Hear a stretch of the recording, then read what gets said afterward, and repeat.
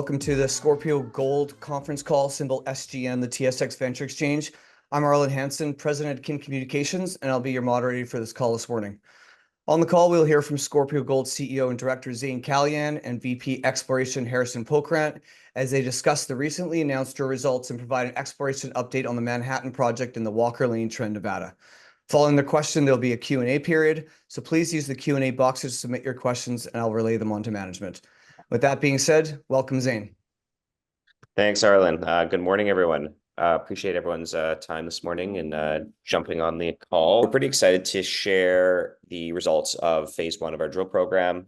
We put out the initial results last week, and with that, we wanted to give everyone an opportunity to ask some questions as well as walk through the results from a geologic perspective. I have Harrison Pokrandt, our VP Exploration, on the call this morning.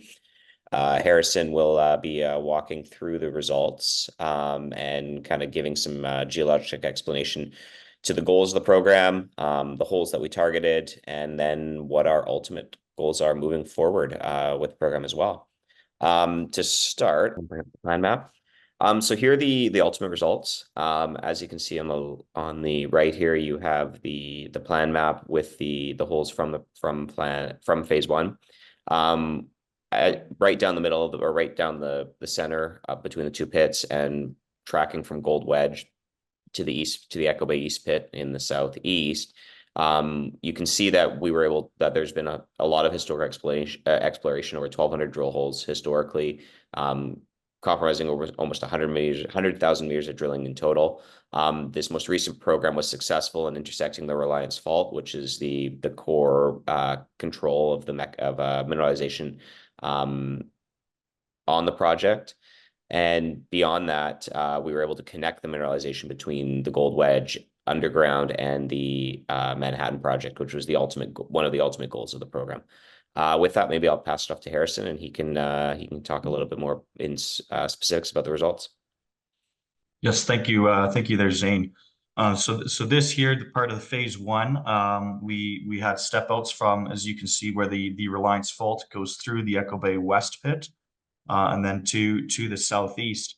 Most of our holes were to go on both sides of the pit, as well as mainly looking at connecting the Goldwedge underground to the Echo Bay West pit as a target. So this first batch of drilling here that we've released, one of the highlights, or both the highlights here on the map. So we got 6 grams over 9.4 meters and 63 grams over 1 meter.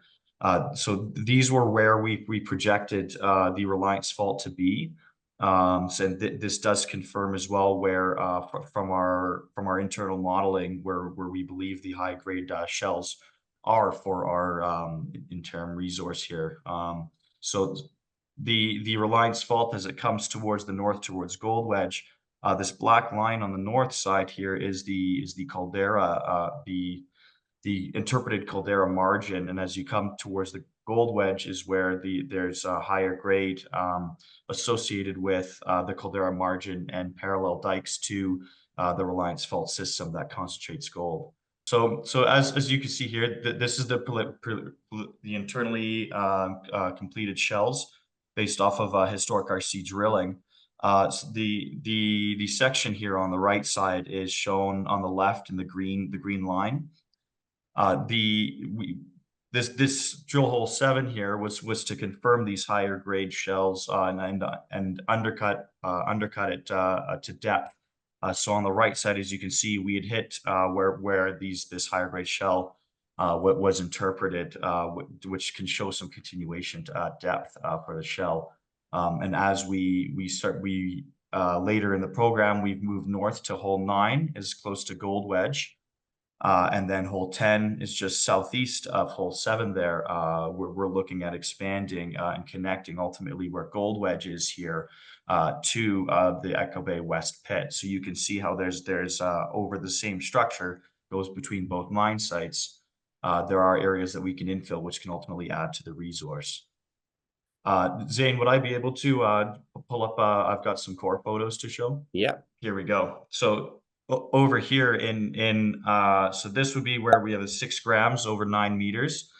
We're looking at, we have a vein breccia that's come in at the Gold Hill and Zanzibar Formation contact, and it as a vuggy a vein system. So this is in the geologically in the area we're looking at. The Reliance Fault follows a fold axis, and can also follow these contacts. So this is a structure. You have a vein array that comes through through the area, which is where you'd be predicting the high grade. And then you have as well, which was quite a surprise to have a high grade hit. There's gold that looks to be within the argillite here, which is within contact with a dike over here, which this hole 7 is on the southern side towards the Echo Bay, or on the northwest of the Echo Bay West Pit, which usually has a lot of these dikes haven't been historically logged, as most of the drilling was completed in RC. So we're actually seeing these dikes are known to have a high grade in the north in the northwest at Goldwedge, and we're seeing these lithologies just northwest of the Echo Bay West Pit, which can contribute to these high grades. So the high grade is actually within the contact margin of this dike.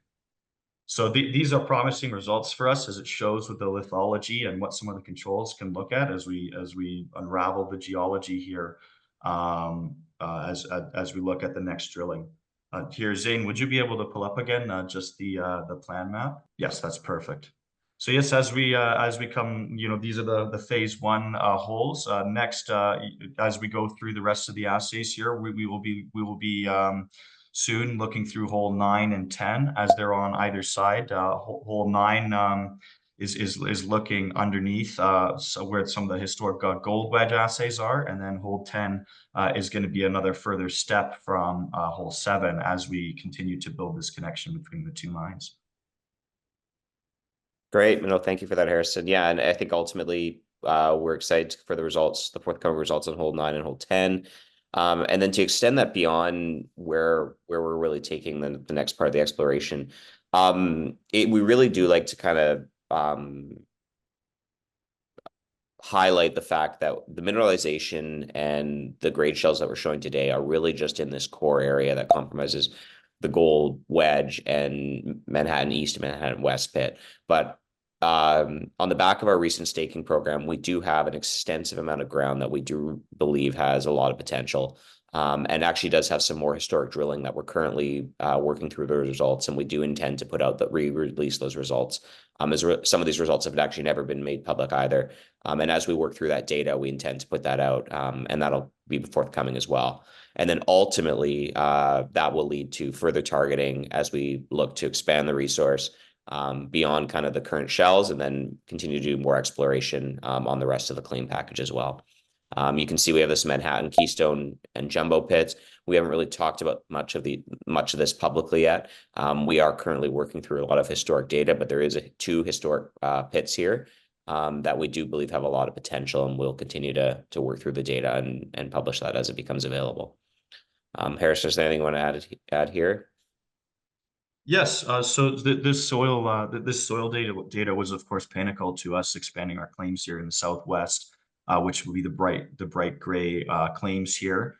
So we plot up here. So as you look at anomalies in soil, we've been looking at using Spearman correlations, arsenic as a pathfinder. We're seeing in the district here, but as you were using antimony and gold as well in the soils.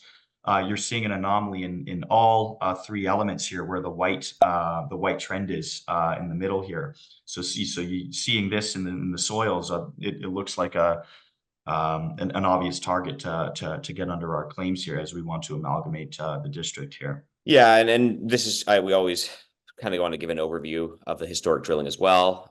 This is the 100,000 meters that of RC that has basically been the driving force in our current resource and what we're working towards with our current program to confirm, so it can be leveraged in putting out a compliant technical report early next year in Q1.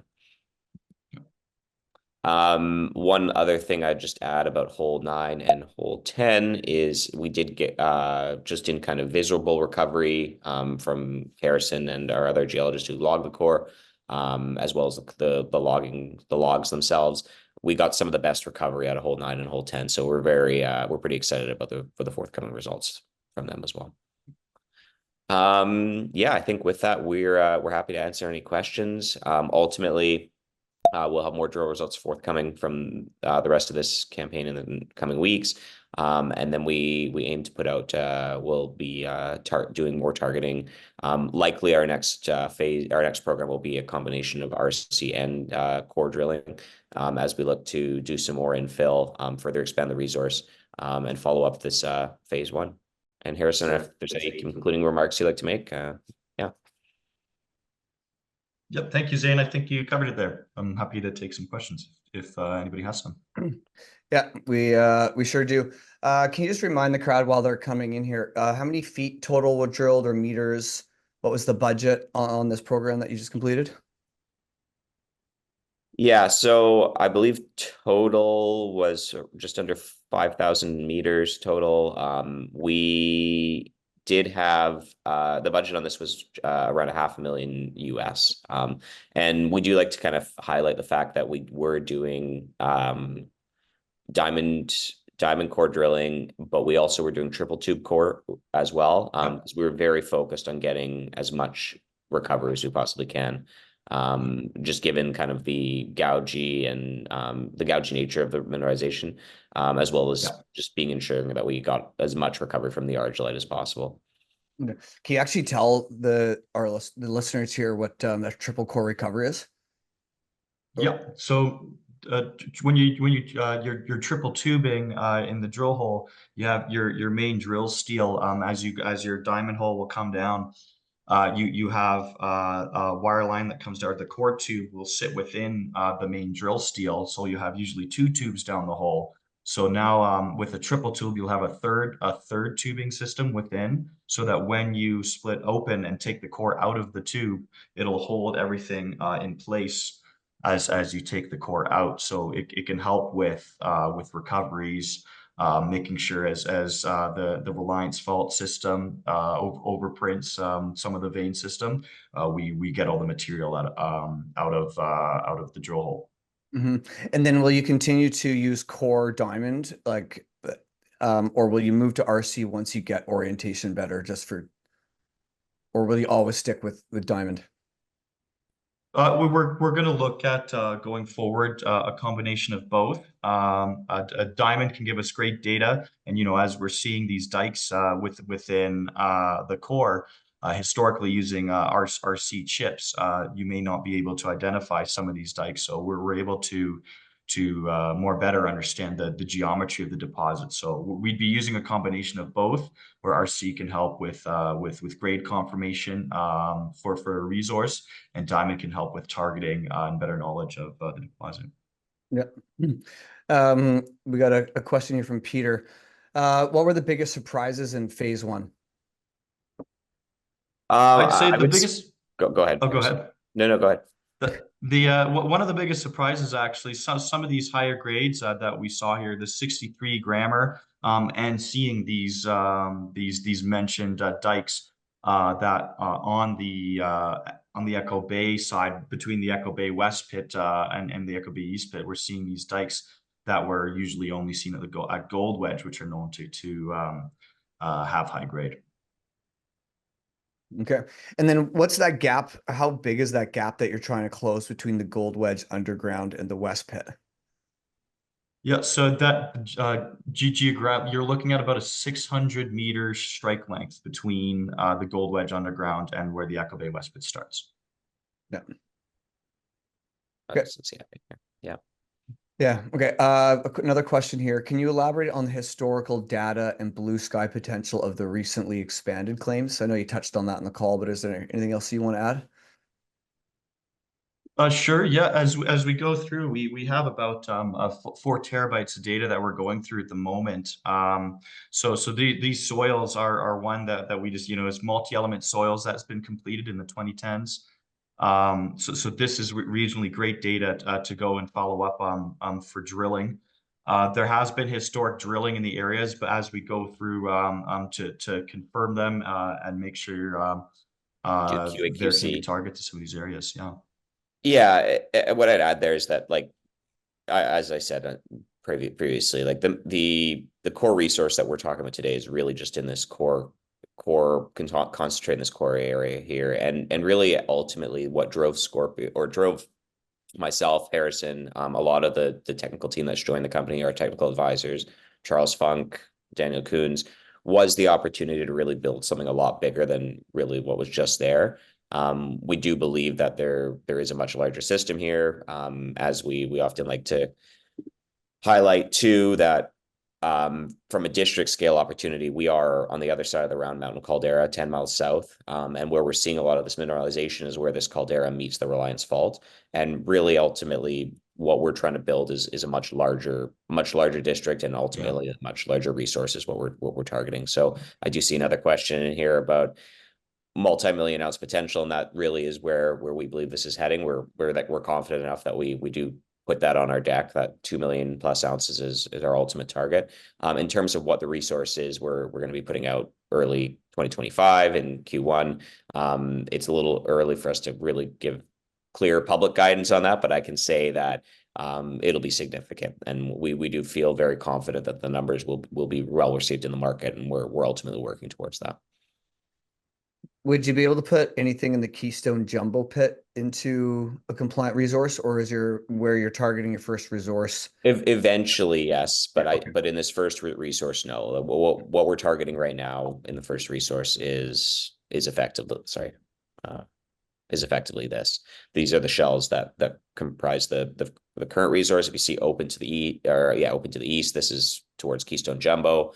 All of these are open at depth as well. There is actually even the opportunity to along strike to the northwest too. There's a very exciting structure on the northwest end on the other side of the Goldwedge underground, which we really would like to drill too. It's never been drilled. But there's adits and historic workings all over it. So it does present a pretty good target. So, but what we're talking about for this maiden resource is really just the core of what we see here. Mm-hmm. Okay. And then expectations for phase 2 drilling. When do you think you could start? Yeah, we are in Nevada. Our site's very accessible. We have tons of infrastructure on the ground. Like we have a full mine there with a mill.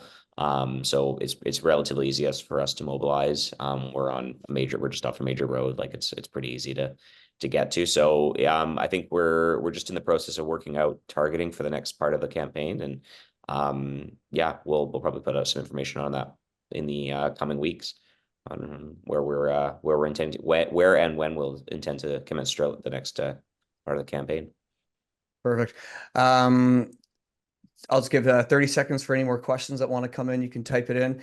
But did you do any drilling while it's come in? Did you do any drilling between the west pit and the east pit on this program? There was one hole in the east pit, right back towards the. Yep. Yeah. So we have one pit on. Oh, go ahead. Pardon me. We have one hole on the east pit, but in between the two pits, that's still an open target. Both the west and east pit targets strike slightly towards each other. So as we start to step out and expand the resource, there is, as a target, one of the targets is where the structures would intersect, which we haven't drilled yet. Right. Okay. That's it for questions, Zayn and Harrison.